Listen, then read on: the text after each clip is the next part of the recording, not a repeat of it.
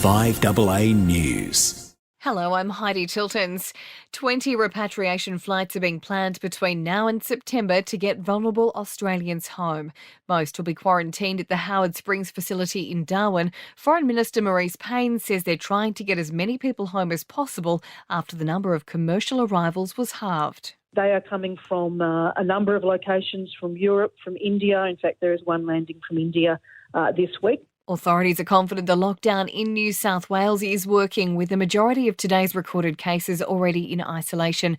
35 new infections were recorded, only 2 are under investigation. Queensland was the only other state to record new cases, with 4 which are all linked to previous cases. Health officials say restrictions will ease in Victoria as planned later this week. No new local cases have been recorded for the 5th day in a row.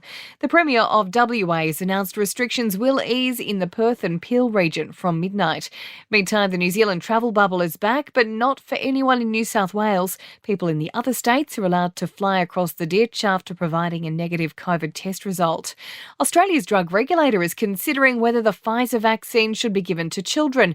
Pfizer has applied to provide its jab to Australians aged 12 to 15 years. People's healthier choices are wiping tens of billions from the federal budget. The reduction in cigarette purchases is likely to see a $2 billion hit to the bottom line this financial year, while the amount collected from petrol excise is also expected to come down as the take-up of electric vehicles increases. Demolition crews have set off explosives, bringing down the remaining portion of a partially collapsed apartment building in Florida, and there's been a spike in people trying to import products into Australia with cannabis and cannabis oil. In sport, the AOC has named the second largest team of athletes for Tokyo.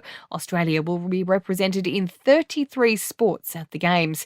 And Steve Hocking has shocked the AFL world after quitting his role as football operations boss to become Geelong's CEO. And that's the latest from the newsroom.